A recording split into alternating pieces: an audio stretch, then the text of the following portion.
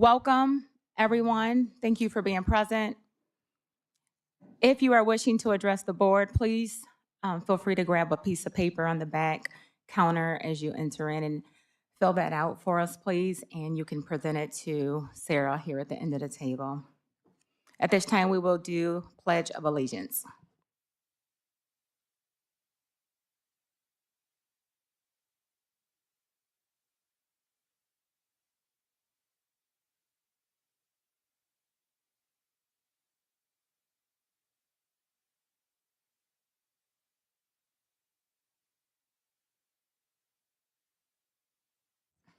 Thank you. Sarah, will you please conduct a roll call? Ms. Hamilton, Mrs. Simonetti, Mr. Reddy, Ms. Sharp, Mr. Dobies, Ms. Acton, Here. Ms. Hunt. Present. Thank you, Sarah. At this time, I would ask that we have a motion to approve the agenda. Support, or move to approve the agenda.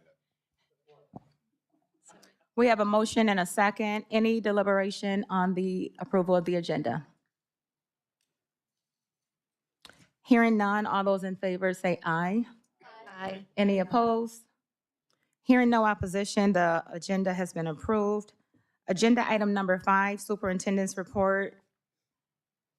Jeremy Patterson. Thank you. At this time, I'd like to introduce Nick. He's going to come up with an audit report for Jackson Public Schools. So thank you for being here with us this evening. There is a person there. There you go. Thank you. Perfect. Thanks so much for having me here tonight. Yeah, no, it sounds good. While we wait for the PowerPoint to get uploaded, I'll just kind of get started. So my name is Nick West. I'm a CPA at Manor Costerison. Going to go over your fiscal year 2025 audit for you. Just wanted to let you know right off the bat, the audit went very well this year. I met with the finance committee about 2 weeks ago or so. We had a really good in-depth discussion about the audit and the financial statements. Tonight, I'm going to keep it a bit more high level for you and kind of just show some graphs and kind of some summaries as well of the information. So, but I did want to just start off while we're waiting. You have a lot of reports in front of you. And so I'll explain kind of what you got in front of you this year. So typically, we have a financial statement combined with your single audit all in one document. This year, we had to split those out because the federal government issues something called a compliance supplement, which tells us how we're supposed to audit your federal funds. Unfortunately, they haven't issued that yet. They typically do this in April or May. So we're a bit behind this year on issuing that. And because of that, we had to get your audit done by the end of this month so you could submit that to the state on time. So we split them out. And so that's why you have 2 reports. You also have a governance letter along with you as well. So that's why it looks like there's so much paper this year. Perfect. All right. Is there a button I have to press to?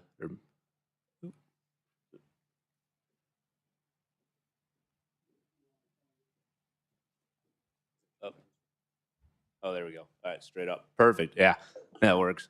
So very briefly, who we are, Manor Costerison. We're a CPA firm in Lansing and Grand Rapids. We got about 200 staff. About a quarter of us work on education audits. We do over 120 in the state of Michigan. I myself work with around 10 to 11 districts each year. Let's see if this. There we go. So the first thing you'll find in your financial statements is our auditor's report. In there, we issued an unmodified or a clean audit opinion. That's the highest opinion that we can provide you as your independent auditors, also consistent with opinions you've received in years past as well. So kudos on a good, clean audit this year. Next, talking about internal controls over financial reporting. We had no material weaknesses, no significant deficiencies this year. If you remember last year, we did have a material weakness due to having to restate. And so none of that this year. Very clean audit. Next, the single audit, we tested your child nutrition as well as your Title I funds. Happy to tell you no issues with either of those. Those are spent according to how the government says you can spend them. No issues with internal controls on those as well. And then finally, we did issue a governance letter to the board. In there, we talk about anything outside of the scope of the financial statement audit that we thought we need to bring to your attention. Happy to tell you none of that as well. No disagreements with management, uncorrected misstatements, anything like that. Jumping into some numbers, this is your statement of net position, your government-wide. So this includes your capital assets, long-term debt. So a little different than the fund level you're used to seeing. Just a couple highlights. You did have some significant changes in the pension and OPEB numbers this year. Reminder, those come from the state of Michigan, so you have no control over that asset and liability. But you do have an OPEB asset that the state says for Jackson at the end of last year was $12.1 million. Your pension liability proportionate share was $68.8 million. So, and those are the liabilities significantly down from last year and the assets up. We did have a restatement due to GASB 101 this year. That's compensated absences. Essentially, you used to record a liability based on what you're going to pay out your employees when they retired or left the district.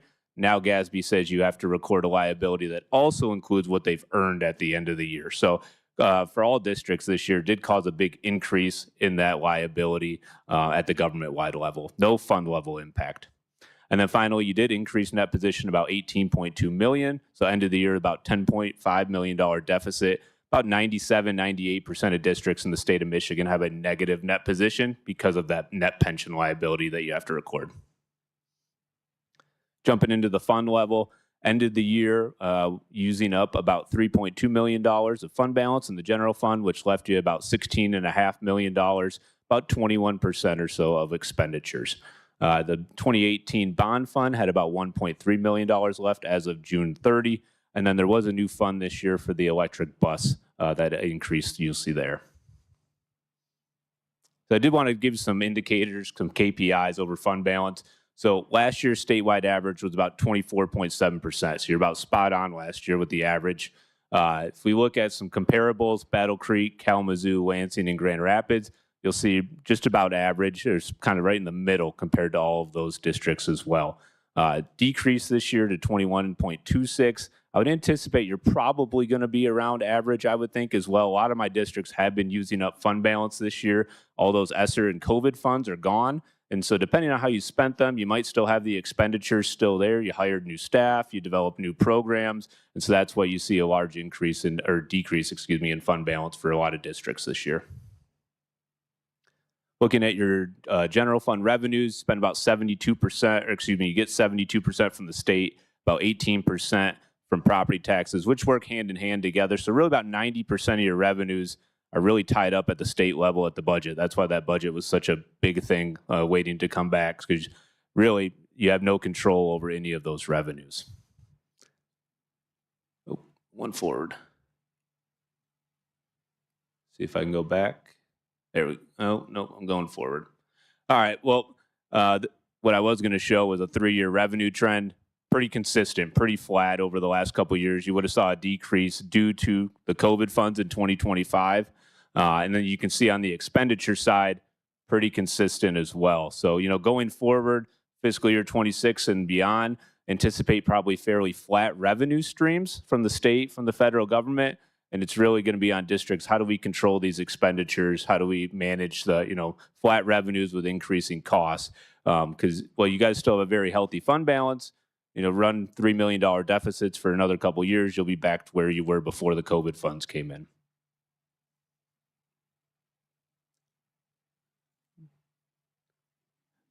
Two more slides for you. This one, notes of the financial statements. We do issue an opinion and we audit your capital projects funds according to how the voters approve those in the bond. Happy to tell you no issues of noncompliance. Everything was spent according to how the voters said they should be spent. And I did want to highlight some debt millage rates for you as well going into the bond vote.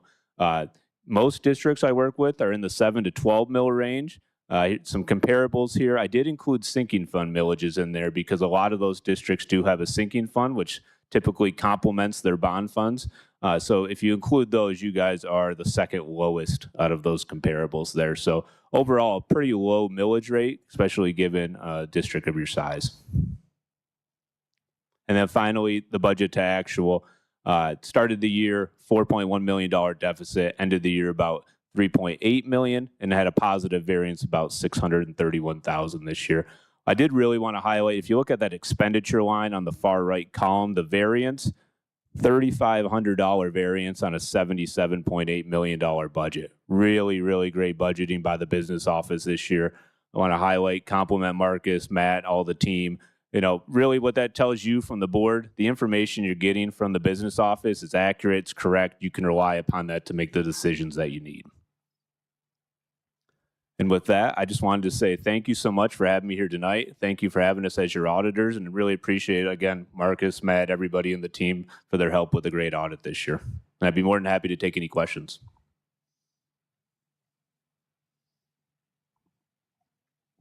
Thank you. Thank you for detailed report. Any questions from the board? All right, thanks for coming down to the Finance Committee and explaining at depth. I think we asked a lot of questions there as well, so that was helpful. And again, another shout out to our Finance Office for the great work that they've done. Thanks, Nick. Thank you. At this time, I would like to recognize Debbie Stair. She is here from MASB to talk about a potential opportunity, a strategic plan for Jackson Public Schools. Thanks for being here tonight.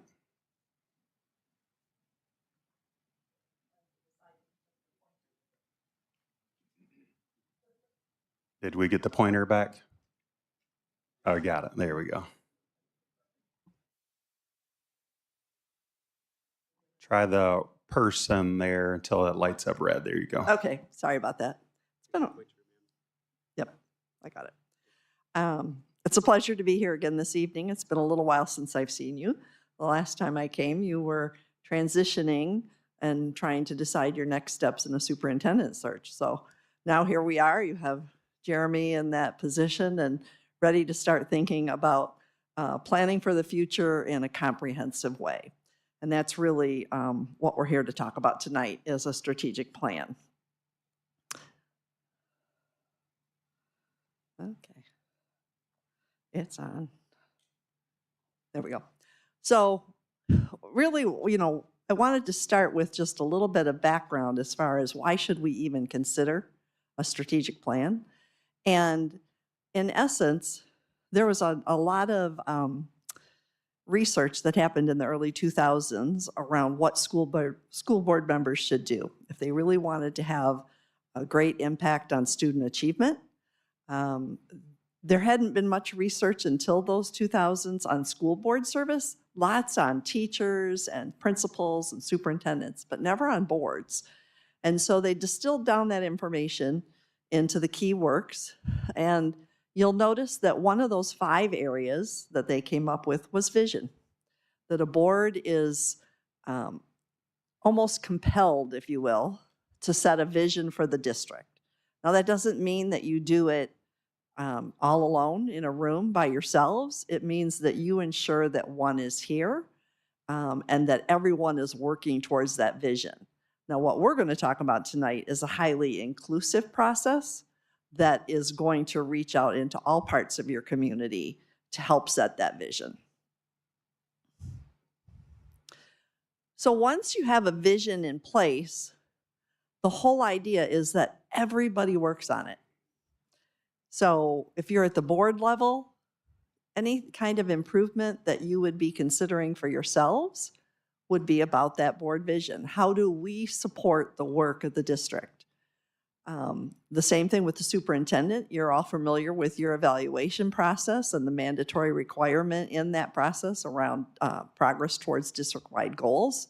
And in districts where there's a strategic plan in place, those goals in the strategic plan become the superintendent's evaluation goals. It doesn't mean you might not have maybe one other one that you want the superintendent personally working on, a very specific project. But what you want them to do is focus and narrow their focus on the goals that will come out of the strategic plan. And then it filters down through the district. Everyone has a role to play in a strategic plan. So whether you're a classroom teacher, a bus driver, a board member, an administrator, there is a role to play. And honestly, that's where the synergy comes. That's why strategic plans allow organizations to do some pretty incredible things that they wouldn't normally do, because everybody's working in the same direction to achieve the same vision.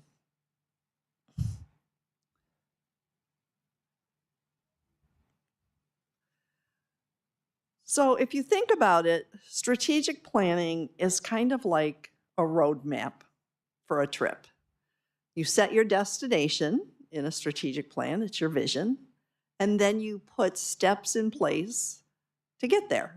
If we were leaving on a trip tomorrow, which actually I'm headed to Traverse City for annual leadership conference, and there are plans that you put in place for that. It might be a budget, it might be stops along the way, it might be scenic routes, whatever. But ultimately, you know where you're headed and you put the plan in place on how you're going to get there. And that's really what strategic planning is all about. Where do we want to go? How are we going to get there?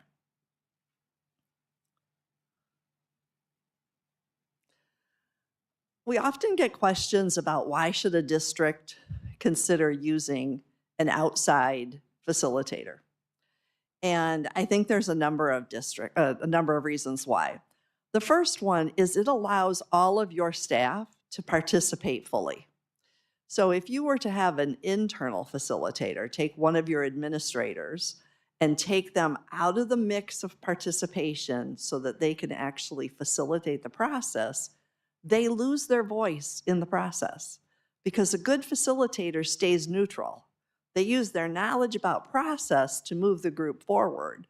They do have some understanding of things to look for, opportunities and barriers and those kinds of things, but they don't interject their ideas into the process. And you hired your staff for their ideas, for their expertise. And so you want them to be an active participant in the process. Because we do so many plans each year, we do recognize barriers and some opportunities that we might see in the process as we're working with various groups. And we share those when we notice those things. It also respects the time demands on your staff. I have yet to meet a district where staff members have all kinds of extra time to say, oh yeah, let's add that to my plate. I have plenty of time to do that too. They don't. We all know that. I was a board member for 15 years. They have more than they can handle on any given day as it is already. So to take them out of that work that you hired them for, to have them facilitate meetings, really just doesn't make a lot of sense, right? Keep their expertise where it needs to be. And last but not least, we're a neutral third party. Now that may sound a little weird, but when we start asking for feedback from your community, from your staff, they will tell us things that they would never tell an internal person, right? They might fear retribution. They might just not feel comfortable sharing it in a large group with anyone who might know who they are. But we don't know who they are, right? They're anonymous in our process. And so they tell us how they really feel. And that's what you want. You want to get good, accurate feedback so that the plan is built on a really sturdy base. Now, I'm going to talk to you about how we're going to collect that input, but know also that as part of that, we'll have an online survey. Those responses, those individual responses will come to MASB, not to the district. And we're going to analyze it and put it in a useful manner for you, but those individual comments will not be FOIAble because you won't ever actually have them. And that, again, allows people to feel very comfortable in telling us what they feel. Okay, so here's what the process looks like, high-level overview. You can see that there's 5 different stages, if you will, and I'm going to go through each of those stages. So the first one is where we are now, pre-planning, right? So we're discussing the process. We're going to take a look at any previous work that you've done once your facilitator is assigned and working with the district, and really sort of digging in to learn about the district, start working with the superintendent to choose some reference districts, and I'll tell you more about that in a minute, and to start also working to secure a date for the retreat, which is going to be your bigger community event in which we will expect or hope that all of you will take part in that retreat. So that's all part of that pre-planning phase. A lot of work behind the scenes that you won't ever actually really see happening, but know that it's going on. The next phase is probably the one that actually takes the longest. This is where we start collecting information. So we're going to collect two kinds of data, quantitative and qualitative. And you want both types because they give you different information about the district. So the qualitative is how people feel. We're going to hold input sessions face-to-face. It sends a message to your community that this is an important project and that they should participate. We'll also hold a virtual session just kind of as a catch-all at the end to make sure anybody who still wanted to talk to us can do that. And then, as I mentioned, we'll have that electronic survey going on in the background. Regardless of the choice people make to participate, they'll be the same questions. They'll answer questions about the strengths, areas for improvement, what they see as the vision. And the one question that I think is really important, because we all have lots of good ideas, right? But how do you prioritize those ideas? So one of the questions is, if you could do only one thing, what would it be? That really gets people thinking hard about what should be a priority. So we're going to hold those face-to-face input sessions. We typically hold a couple for community members, a couple for staff. We'll hold several for students, and that includes a group at the middle school level who was a great accident one time when I went to a district. We were only using high school students, but there was a miscommunication, and I walked in and I had 18 middle schoolers. And I panicked for just a second. And then as we got started, what I found out is they knew the district. Like, they were close enough to their elementary years. They had lots of opinions about everything, right, that they had experienced. And as middle schoolers do, they are always looking forward. So they had already made a lot of opinions, about what was coming too. So the great part about it was, not only did they have all this great information to share with us, but no one had taught them yet to have a filter. By the time students get to high school, they learn filters, and they learn to be cautious about what they share. Middle schoolers, not so. So we made that a permanent part of our process just because we got such good information. And they're usually right on target. They are not that different in their comments than the rest of the community is, which I thought was pretty insightful. So that's all that qualitative stuff. If there's another group you'd like us to meet with, if you had a district parent council or some other group in the community that you specifically wanted to carve out time for, we'll meet with those groups as well. In the background, I mentioned those 5 districts that we're going to select to see comparison data. We're going to look at things like how are they most similar to us? Areas like special ed population, free and reduced lunch numbers, all sorts of things, right? Your foundation grant, the size of your district, the number of your buildings. And we're going to look at who we think is most like you. And then we're also going to take a look at districts where there might be student movement, right? Either you're losing students to or you're gaining students from. And from all of that, we're going to determine a list of 5 districts. And we're going to get data from them as well as yourself. And we'll get them in areas like demographics, student achievement, personnel, and finance. And then all of that data, both types, is going to be put together by your facilitator. And as I said, is a really usable format. And we'll put that in front of you and other members of your community at a retreat. Now, we'll work with the superintendent to determine who's going to be at that retreat. It's typically a group of around 40 individuals, and we're looking for a broad variety of folks. I did mention the entire board, but then the rest of it will be a broad mix of administrators, staff, community, parents, students. It's always great to have students in the room. And so your facilitator will work closely with your superintendent to determine who those folks are, just so we make sure that all the hats are represented. But we'll look to you to suggest names of individuals that you think might be, important to have in that meeting. We've had mayors, newspaper editors, state board members. I mean, every community has their own unique makeup as to who are the people who should be in the room to really help determine the future of the district. Throughout that day, it'll be a Saturday, in most instances, because that's when you can get all of your volunteers to come in, right? And it'll be an 8-hour day, full of work. You will go home exhausted, but you also go home exhilarated by the work of the day. And it's a great opportunity for you all to engage with your staff and your community in an appropriate role of governance in having those conversations that day.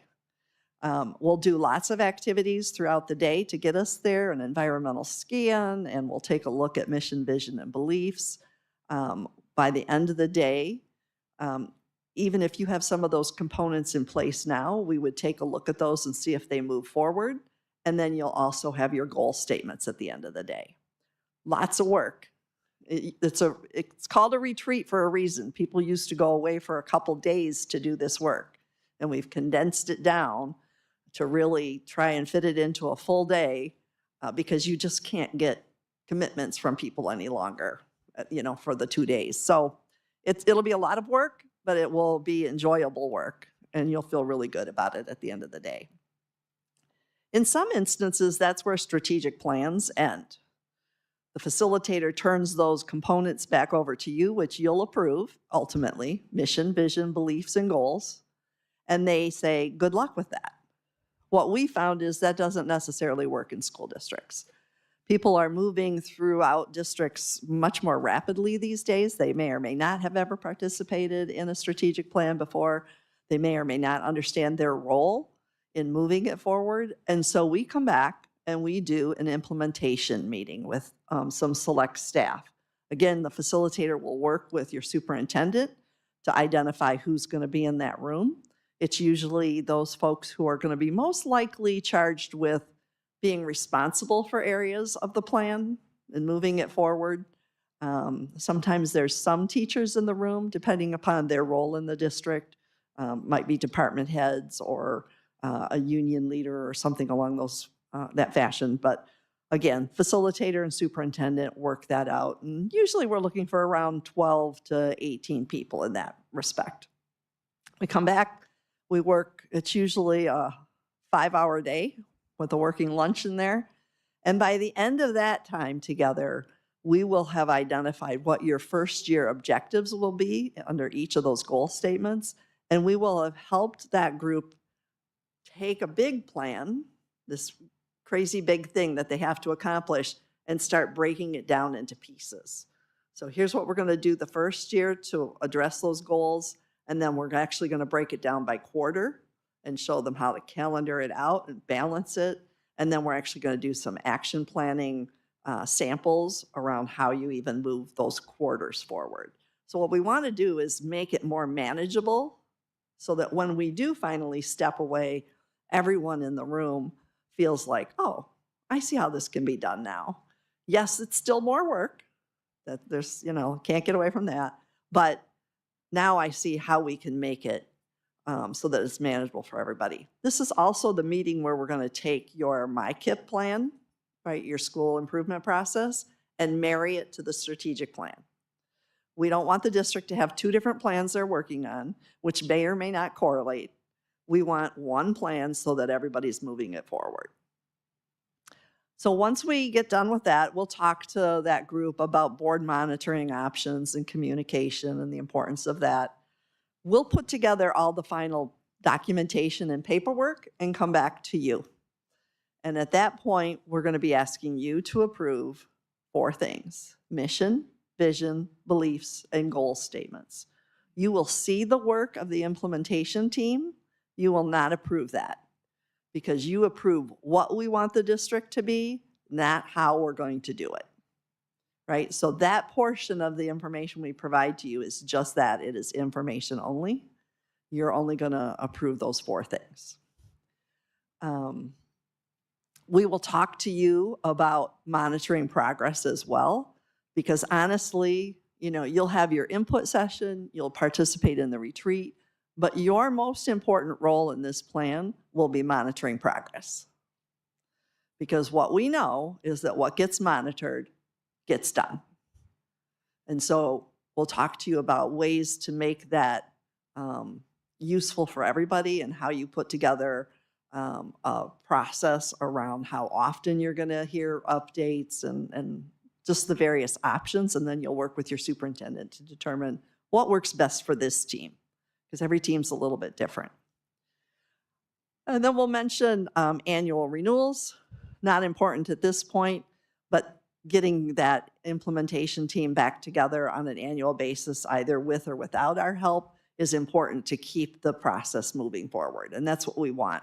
We don't want something that stalls and becomes just a project that sits on a bookshelf somewhere, right? We want this to be a living, breathing process that is constantly moving forward and adapting, because plans do that. It's not everything is going to go exactly as we think when we first identify strategies. And so being able to talk about what things went well and what didn't go so well, and then making a plan for year 2 on those objectives and strategies is going to keep the plan moving.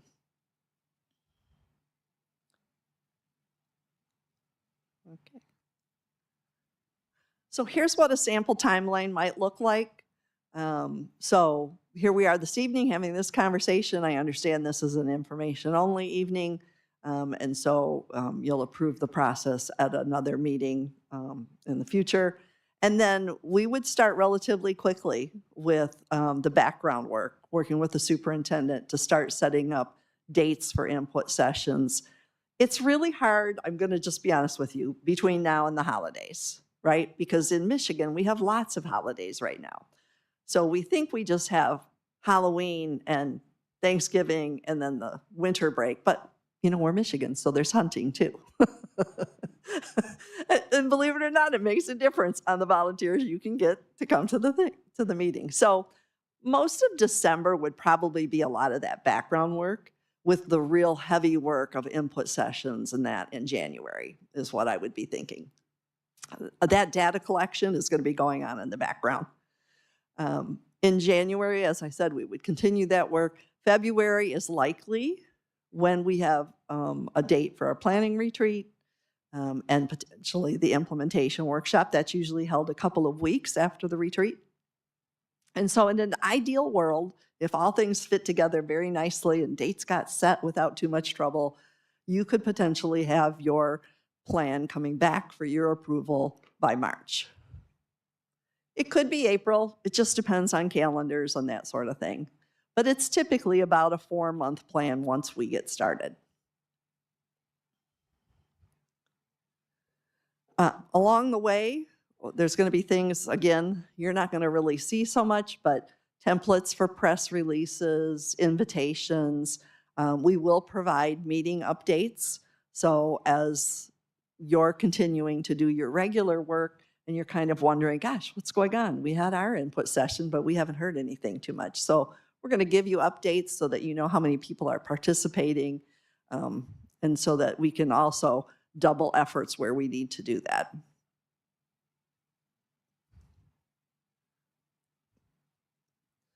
So you play an important part in the process, obviously. The first one being approving moving forward with the process. That sends a message to your community.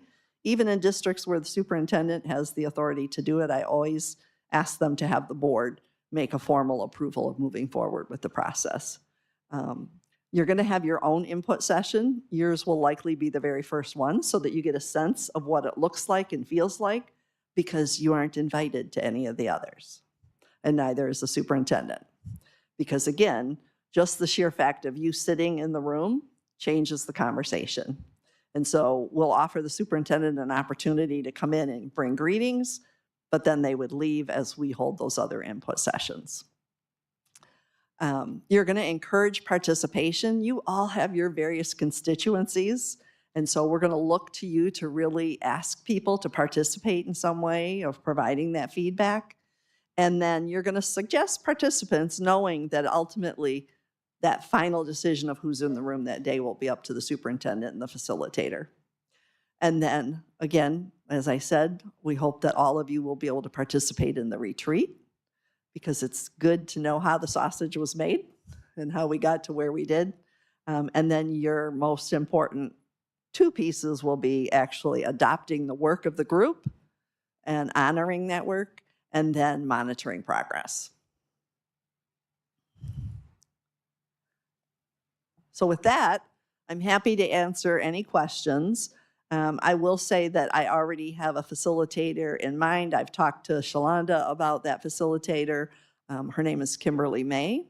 She is not only a board member, but she's also a school administrator, which I think gives her sort of a really unique perspective. I only have 2 of those in my stable of facilitators, and I sort of look at them as unicorns. To be able to have both of those viewpoints really gives them a great opportunity to work with the district, and it's a wonderful resource for you. She couldn't be here this evening, but she is ready to go when you all decide that the time is right. And I think that's all I had. So with that, if you have any questions, I'd be happy to answer them. Thank you, Debbie. Lots of good information. I'm excited. Looking forward to. Yeah, we've been talking about it for quite a while. We you have, and I. yes. So let's hear from the board. Go ahead, Marilyn. What's the cost to the district for this? So I believe you have the proposal that you've seen it. Is that accurate? I sent it back in July. It's if I can send it again tomorrow morning if you have not seen that. It is just slightly over $10,000 all inclusive. So all the expenses, all the visits to the district. I will tell you that a lot of those meetings will be stacked so that we're making less visits to the district, keeping your costs down. We're very mindful of keeping dollars in the classroom. And so, as a member district, it's slightly over 10.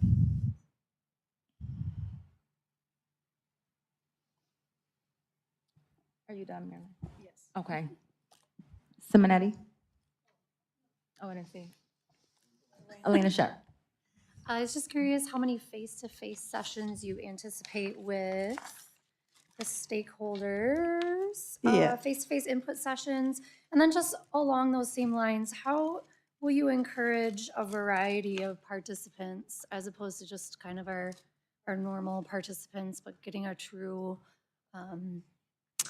cross-section of our stakeholders? Yeah, so we're going to work closely with the superintendent in determining how we're going to get messaging out. Again, I mentioned we'll have those templates so that you can put them in your newsletters and on your building signs and all those kinds of things. We know what's successful in other districts we've worked in and how to go about drumming up interest. And so I would expect probably in the neighborhood. Remind me how many students you have. Just about 5,000. Yeah, so I would probably figure that you're going to get in the neighborhood of around 500 to 600 participants. Now, I'm guessing, Okay. every group is a little different, but that would be my estimate. Mm-hmm. That includes staff, community. And so like I said, we'll hold the number of input sessions that you want us to do. What we have found works is that, that we're offering at least a couple for our community members to come in, usually held in the evening. But if you have a contingency that, is available during the day and those folks regularly volunteer and that, we'll hold one during the day as well. We'll hold those ones for students. Typically 2, maybe 3 for staff. Depends on how you tier your timing in the district, what we determine is necessary. We'll hold a specific one for your administrative team, and then we'll hold the one for you.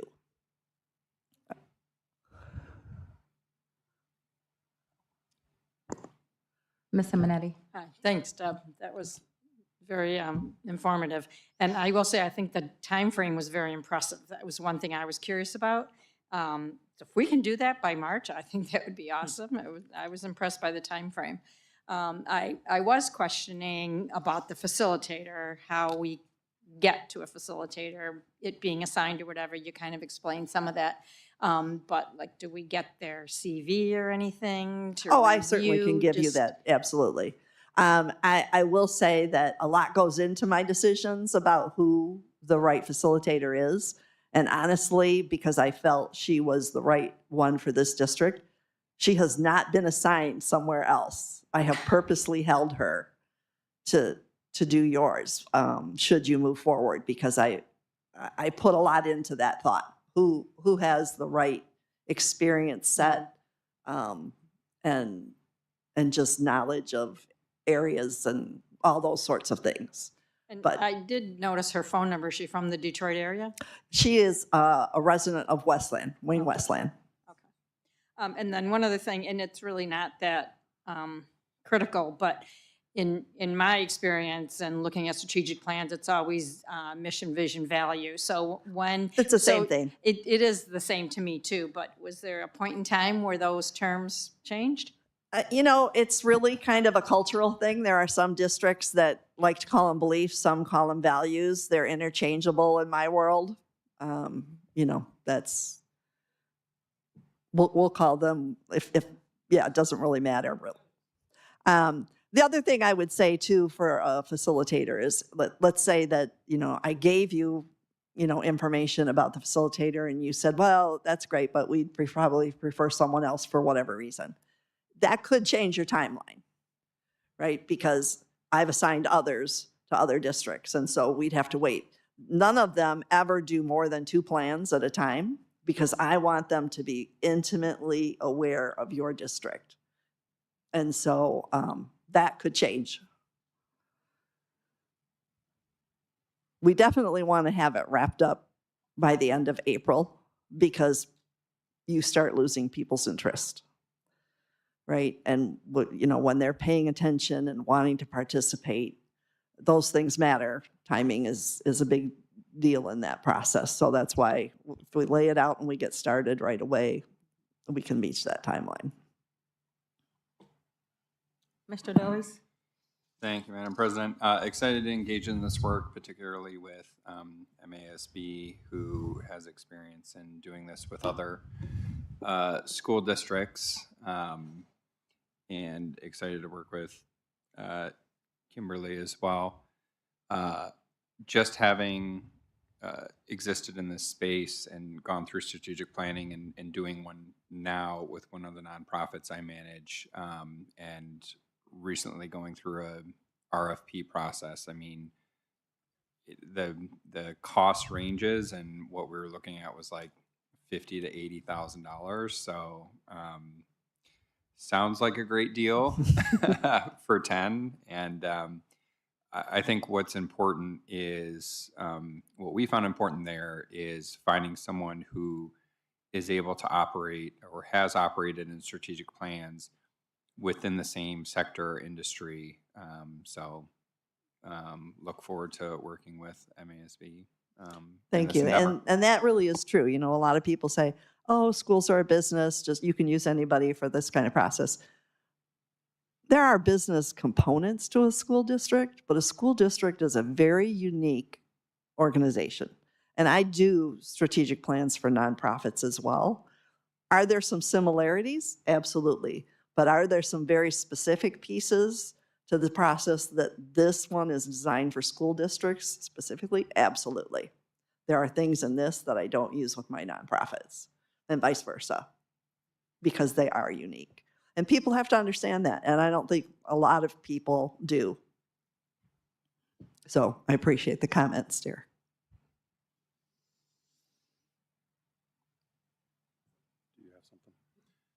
Debbie, thank you for being here this evening. I love the vision, and I love that our community is asking for this, that they can come alongside of us with understanding these plans.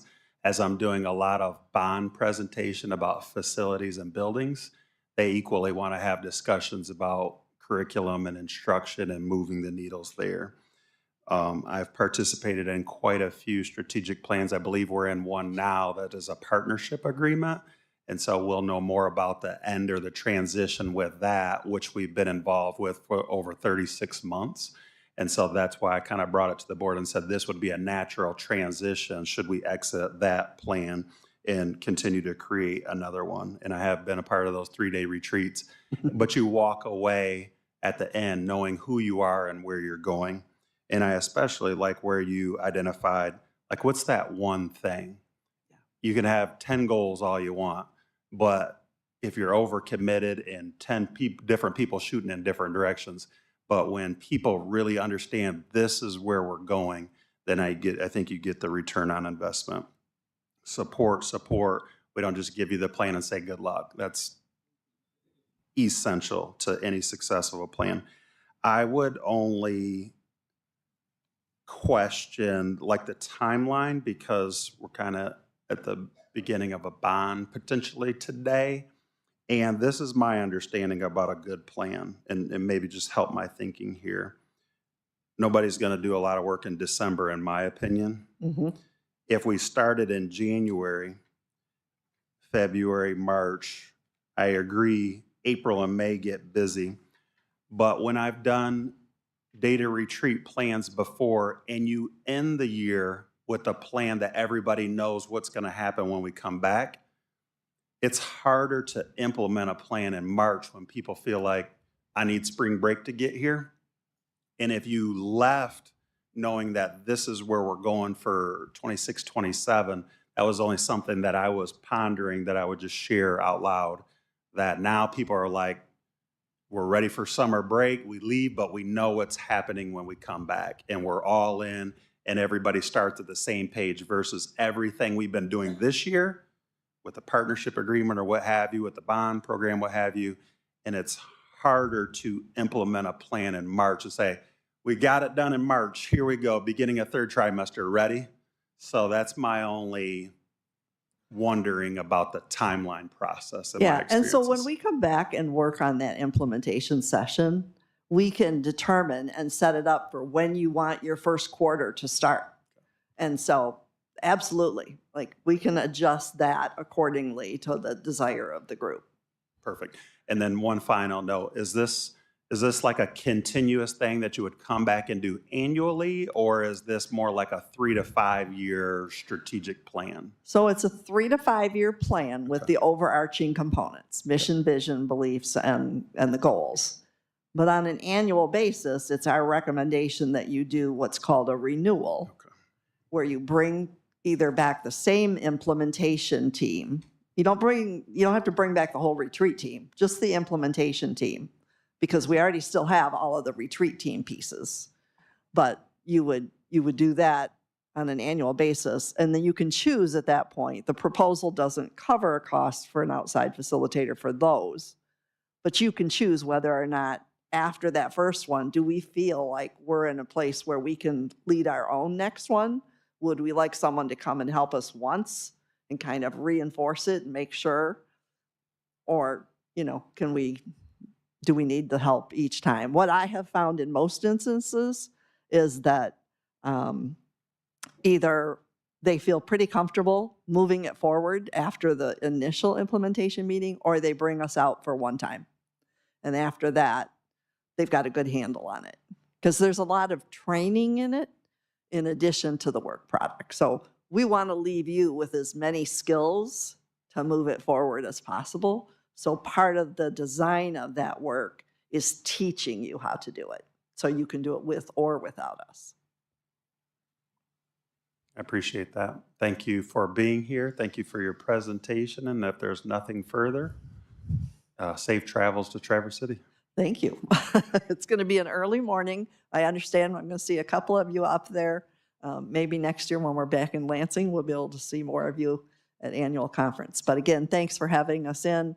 We hope to be your partner in this, but we certainly hope that you'll move forward one way or another with the planning process. Good evening. Thank you. Thank you, Deb. I will be in touch.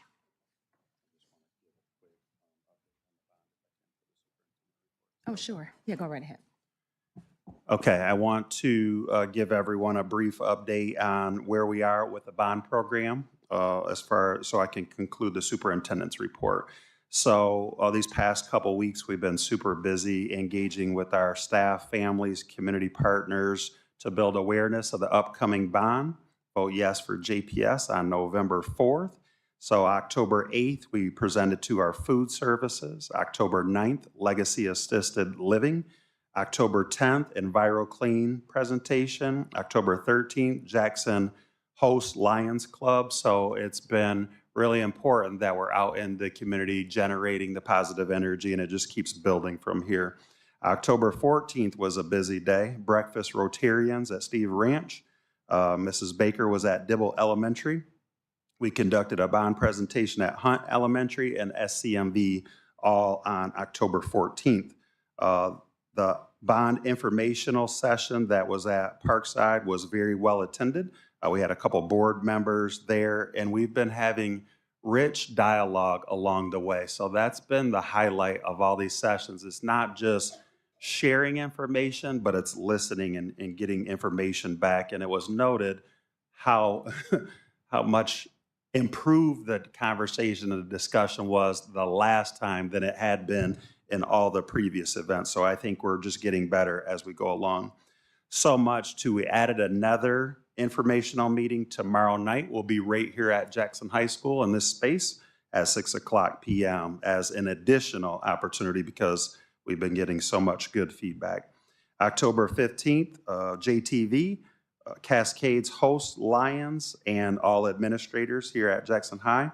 October 16th, JAMA, JAXPO was a huge opportunity to network with the Chamber of Commerce and others in the community, Montessori staff, and NAACP of Jackson that evening, all jammed into one day, October 16th. Cascades Elementary staff, the 17th. October 19th, this weekend was City of Jackson Youth Council, and we have one of our shining stars here who does so much as a young person in our community. We're very proud of her and her work as well as her peers. And October 20th was Blackman Township. So we go everywhere they'll have us. And there is a October 21st, that was today, this morning at Northeast Elementary School. We have a strong bond advocacy committee, and it's not just the efforts of folks that you see in this room, but these are community members that are coming alongside of us. They're putting signage in everybody's yard when we get this long list and people go to the QR code and request signage. We're on 105.3. The community and private donations are donating funds to continue to fund these efforts with, I see a lot of buttons in the audience with the flyers, the billboards, and the commercials to bring public awareness.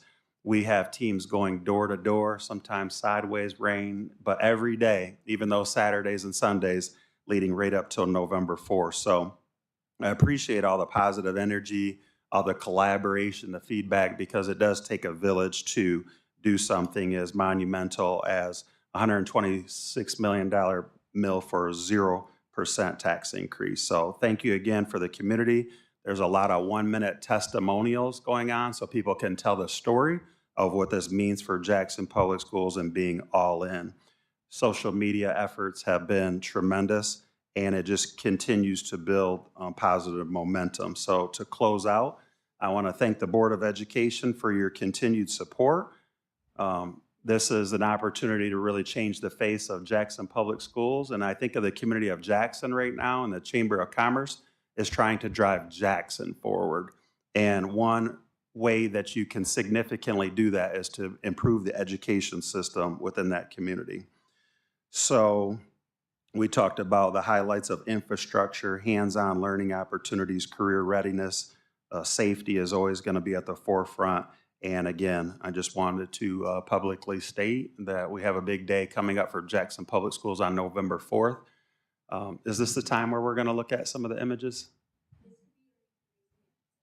Okay, I'll just jump right in now since we have a presentation coming up. So one of the things we learned throughout the discussion, a lot of rich feedback back and forth, was the folks said it's hard to kind of vote on that box that you have here. Can you give us a little bit more of the story? So we started to tell the story of what the students were asking for with hands-on learning. We started telling the story of what those career opportunities are and where Jackson High School and Jackson Public Schools is thriving in those particular spaces. We've shared the story. We learned the history. Chris has the whole thing down on the history of Reynolds Hall, where it is right now. But one thing we learned at the last session was how can we continue to respect that legacy moving forward? And so I think the next slide, this is kind of new material. So yeah, right here. So you take some elements of Reynolds Hall And, you know, we were talking about different names. We'd love to incorporate Reynolds into the new Innovation Center. So there was a brick fireplace that currently exists. So we're looking at, since Reynolds Hall has been renovated so much, what are some of those elements that are special that we could pull over and be a part of the new Innovation Center? You see a beautiful new innovation that will be attractive for JPS, which is part of that strategic plan moving forward. We talk about accessibility for people to come in and safe and secure entryways. But if you notice to the far left, people said they just wanted a brick from the building. So we have some of the brick foundations there, what the fireplace library looks like. I think there's a couple more images. These are just renderings, so that's not exactly what it looks like, but it's not a box anymore because of the feedback that we receive. So there's a couple more innovations. We talked about audio, visual, digital media, the trades, entrepreneurship. And another thing that I want to add is financial literacy. Everybody is asking for it, and this is a tremendous opportunity to incorporate that into this space. I hope my favorite picture is up there. Let's see if Chris, she X'd it out. There's a picture where we talk about this safe and secure entryway that is, it's an exact picture of the library at Reynolds Hall. And this one's close, but it's not my favorite, but my favorite hasn't made the slideshow presentation, but it will tomorrow. So if you're back here tomorrow, it's gonna make the cut, because I think it really just captures a little bit of everything. So more of a visual highlight from what the community has been asking for and what we're trying to listen and respond so folks can make educated decisions for the future of JPS. So if there's any questions about the update on the bond, I'll take those questions at the time, or this concludes the superintendent's report. Thank you, Jeremy. Any questions? Any questions? Awesome. All right, we'll move to the next agenda item. Number 6, the consent agenda. I move to approve the consent agenda as written. We have a motion and a support. Any deliberation on the consent agenda? Hearing none. All those in favor? Aye. Any opposed? No opposition. The motion carries. At this time, citizens wishing to address the board, I have not received any requests. Mr. Hastings? Yes, ma'am. Thank you.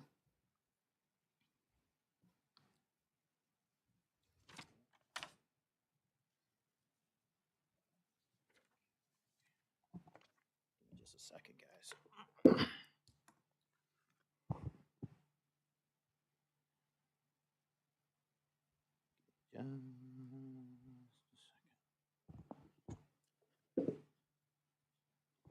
Hello, good evening, board. I'd like to begin my comments by just briefly relating a very positive experience I had with one of your staff members. About 10 days ago, I noticed some homeless families downtown that both of whom had young kids who were obviously of school age, like 10, 11-year-old kids. I noticed this kind of during the course of that week, and on Friday, I called and left a message with Kelly Crum. To be clear, this was one of the days, it was a half day at JPS. I called after hours.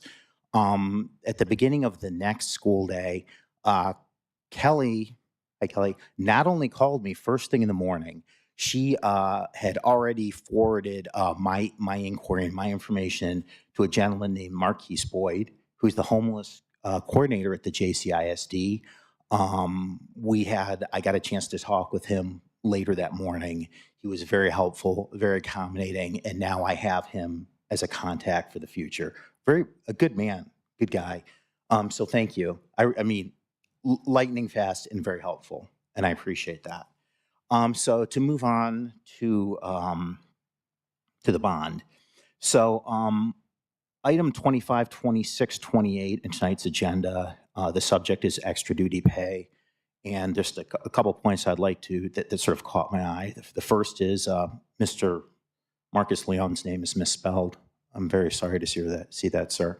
The second is, so it's discussing the issue of extra duty pay for people who are involved in the bond issue, and it stipulates that the extra duty compensation would come to about 0.15% of the original bond issue. So the current bond we're talking about is about $120 million. So that would pencil out to $180,000 in extra duty pay. And I would just ask that the specifics of who is being, it's sort of laid out what some of that thing is for, but I think it should be maybe stipulated in a more specific manner, like who's going to be getting what for which duties. Like, I get a good big picture from reading this of sort of how that money's being spent, but I just think it should be specified a little bit more. So I got to attend the latest bond meeting that was hosted by the superintendent at Sharp Park. And I do think that Mr. Patterson is a very good spokesman for JPS, and he's a very good advocate for the bond. But one issue is kind of like stirring around in the discussion around the new bond and concerning the Innovation Center and innovation occupational training is sort of the suggestion that because due to there's just, let me put it this way, there's been some discussion that maybe some of the programs that currently exist at the Jackson Area Career Center, for instance, it was brought up welding. There's not enough welding slots for JPS kids. That was an example that was given. Another example is given, there's some kids from JPS who are interested in going to the Career Center, but they don't feel comfortable going there, or maybe because they don't like being around 25-year-olds.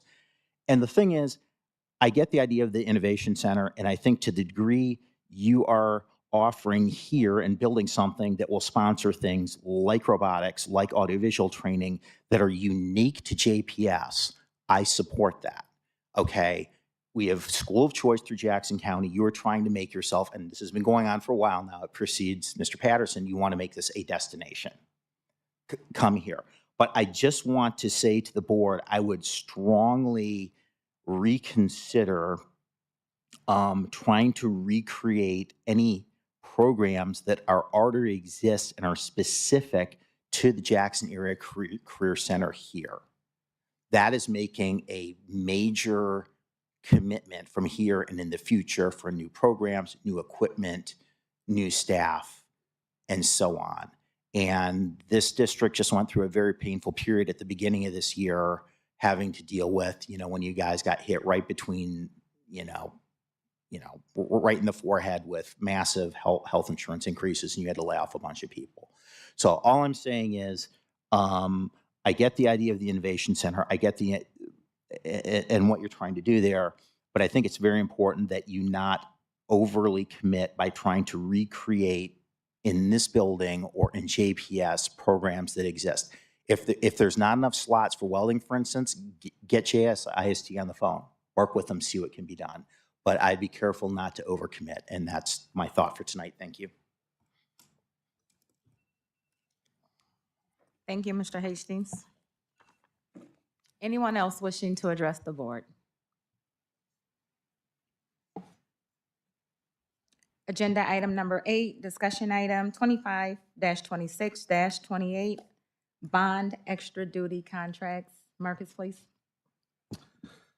Good evening. So just to give a little background, during the 2018 bond program, the board had authorized the superintendent to award extra duty contracts to staff for additional duties such as, putting together this whole program, putting out bids for construction managers, all the way through the bond work of approving change orders, meeting with architects, meeting with construction companies and trades and so on and so forth, just to give a little bit of some of the duties. We did briefly talk about the subject a couple of weeks ago at the Finance Committee, just laying out that there will be and has been additional work involved in creating and managing a bond program. Couple of other details or numbers. So the last bond, the 2018 bond program, the extra duty compensation came to about 0.15% of the total bond issue, the $87 million. This work can also be done by third-party groups. I think we've talked about that before. Their average cost is about 0.5%, or about 3 times what the district paid for the same services last time. I have included a sample template of the contract that was used the last time around, which we would use the same one going forward, and a little bit of some other numbers on the other attachment. Again, this is just for information tonight. I have no wish to ask the board to approve it. We want to obviously have a successful bond vote first, and should that happen, we'll be back next month to ask for approval for this extra duty contract work. Thank you, Marcus. Any questions? I got a couple of questions.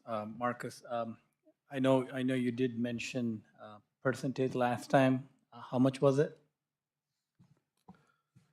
It was approximately 0.15%, so about 0.1% of the original bond issue, the $87 million. I think the district paid out over the course of almost 7 years, $128,000, give or take. Okay, and how much, if we were planned to go outside, how much it would cost us now? For this current bond proposal to the voters in a couple of weeks, 0.5% comes out to about $630,000. I also looked at if the district had used an owner's rep last time around, it would have cost about $430,000. So the district wound up saving over $300,000 by having the work performed in-house. That figure, we would look to save about $360,000 this time around if we move forward with the same program.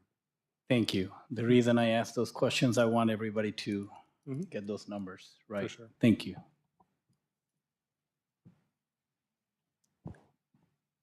Ms. Simonetti? Marcus, can you, just on this second attachment, can you tell me what we're looking at?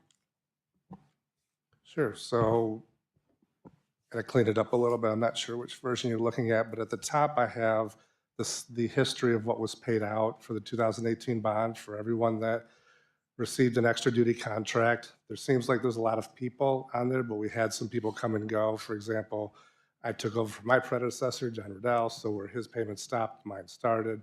So there's not really an overlap in people. It was by position.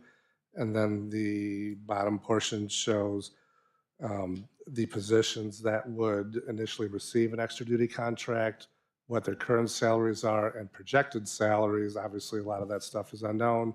We just use history to come to those numbers and apply the recommended proposal percentages to those. If this next bond goes 6 years, which is what I've based this on, that's what we would spend. If it's less, we would obviously spend less. I went with the 6-year number only because we have met with one owner's rep, and that's a soft quote that they gave us was based on a 72-month timeline. So I wanted to compare apples to apples. And you said the money, whatever the percentage is for 6 years term. Yes, they gave me their number based on a 72-month timeline. Sorry, I think it came up in the finance committee, but this money cannot be paid out of bond funds? Where does that money come from? Correct. Salary and benefits is not an allowable bond expense, so it would be paid from the general fund, as was the 2018 extra duty contracts. They're also paid out of the general fund. An owner's rep, I believe, could be paid out of the bond, but at over $600,000, that's that much less work that we'd be able to complete. Where are you getting the number 0.21%?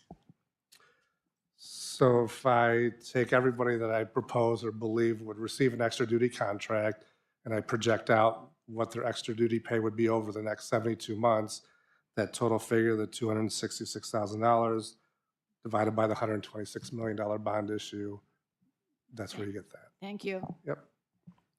Marcus, for all of these individuals that are listed here, currently in any of the contracts, bond work is not included, correct?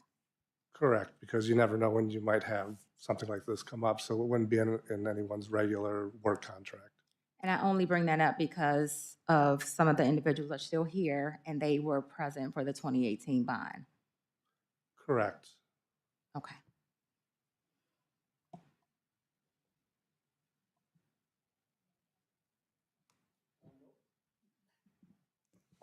All right. So that was simply a discussion item for this month. It will come back for consideration and approval next month. With the passing of the bond, that's correct. Agenda item number 9, action item 25-26-29, 2024-2025 audit report. Marcus, will you please present? All right, so as you know, every year we are required by law to have an independent audit of the district's finances. The audit for the year ending June 30th, 2025 was completed. You heard from Nick from our audit firm both tonight and at the Finance Committee a couple of weeks ago, the results of the audit. And then you also have copies of the financial statements and the report in this, attached to this agenda item here. So at this time, we would recommend the board approve the audit reports as presented. Madam President, move approval of the audit reports as presented. Support. Motion and support. Any deliberation? Madam President, Yes. I'd just like to thank Marcus and his team. Having a clean audit report with no material weaknesses or significant deficiencies, with the strong financial position that we're in comparative to other schools is a great place to be financially. So thank you. Thank you. All right, motion and a second, deliberation. All those in favor of approving the audit report, say aye. Aye. Any opposed? Hearing no opposition, motion carries. Agenda item number 10, board comments. Ms. Simonetti? So I too would like to thank Marcus and Matt and the whole team for the excellent audit report. I can't remember a time where they weren't at least giving us one recommendation. So it's pretty awesome that it was as clean as it was. And kudos to you, Kelly. I know that was just part of your job every day and you didn't think anything of it, but it's nice to be recognized and appreciate that. Any other board comments? Yes, it is. Good. Mr. Reddy. He said, You okay? No, You're I okay? mean, We're not done yet. yeah, we're not done. Like Cheryl said, Kelly, awesome. Marcus, that's amazing. I mean, I'm a finance major from MSU, so when I saw the financial report, what you forecasted versus actuals, that's a pretty damn good. Thank you, Matt and everybody. Yep, thanks. And one final thing, I know we are all working so hard, especially all the volunteers, going door to door, putting yard signs and being on the social media 24/7. So let's make this bond pass. You know, we have a chance to do something meaningful on November 4th. That is a chance to say yes to our kids and a chance to say yes to our schools and a chance to say yes to the future of Jackson School District. Okay, let's do it. Let's do it. thank you, Mr. Reddy. Ms. Sharp? I would like to say a special thank you to Miss Julie Baker, Mr. Jeremy Patterson, Miss Kelly Crum, Miss Destiny Davis, and Miss Monica Pierce for taking time out of your busy schedules to chat with some future educators that are in my care. I continue to be impressed and amazed at y'all's enthusiasm, your insights, your wisdom, your generosity of spirit. This has been a really special place to be, and you shared some really amazing things with those students. And I know for all of you, it's just another day, but it meant a lot, so thank you. I want to echo sentiments from Trustee Reddy about the message that we can send to our students on November 4th. I see the work that our staff does daily and students know that they're supported by staff, it's time for us as a community to tell them the same. And we can do that with a yes vote. So I would just encourage any of you who have questions, reach out. They will be answered. And let's show our students that we're investing in their futures. Thank you. Thank you, Trustee Sharp. Mr. Dobies. I guess I can't say it any better than Suba for my night comment.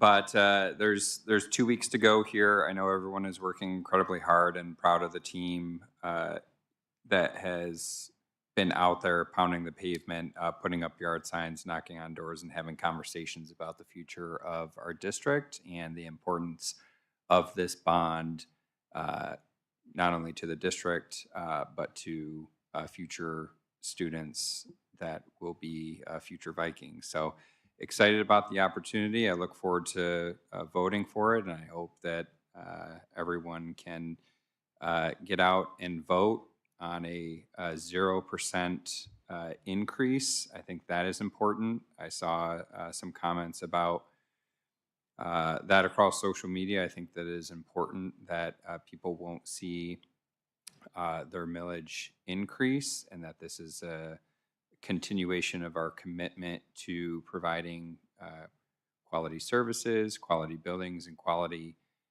educational environment for our current students and future students. So, thank you. So I'm very excited about this bond. We're going to keep this legacy going of Jackson Public Schools. So I'm all in. And I just wanted to read the legacy of this school district. On the south tower of Jackson High School, there's an inscription. It's kind of hard to read, but it says, "Faith without credulity." Credulity means being gullible. Faith without being gullible. Conviction without bigotry, intolerance.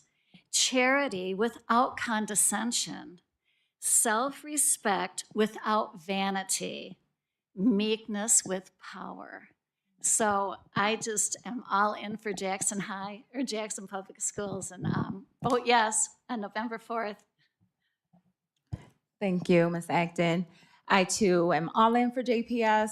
Vote yes on November 4th for the bond. This is an opportunity for us to see a brighter future for our students. And I agree, the incredible hard work and effort from everyone that has been put into this. We are very optimistic that we will receive a victory on November 4th. So again, even for those of you that have had some questions about the bond and the renovations, you've come out to the input sessions. Jeremy, thank you for that clarification that you've been providing. Chris Giannetti for giving the history on rentals specifically to kind of buffer some of that and provide understanding to our constituents. So again, thank you all for being present tonight for the board meeting. Vote yes for JPS bond November 4th. Thank you. Before you get ready to dismiss us with the calendar, I just want to say welcome to our Spring Arbor University students. I see you here today. We have a strong partnership with Spring Arbor. A lot of their students spent hours in our classrooms throughout Jackson Public, listening and learning like Trustee Sharp is doing out there with their young minds. So we need those future educators. We're glad you're here. I think you joined a great board meeting to see the business of the district, and I look forward to seeing you all in future endeavors. You're always welcome here at JPS. Thank you and welcome, Spring Arbor. We appreciate that.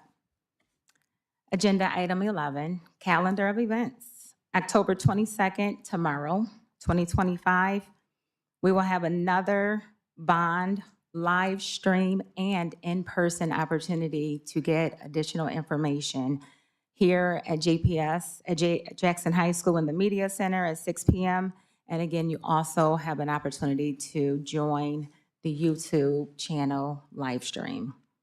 November 4th, vote JPS, yes for the bond. November 18th is our next regularly scheduled monthly meeting. Here, same location, Media Center at 6 p.m. At this time, Support. We have a Wait, motion. I just had something to tell you guys before you leave. So I know a couple of you have signed up to go to walk with us. And if anybody's in the audience, there's a way to sign up for walking. And you don't have to go at the specific times that we've said. We have sheets and an app that you can go with at your own pace. So I encourage you all to walk. And just Derek and Marilyn have done their 1-minute testimonials. So just waiting on the rest of you.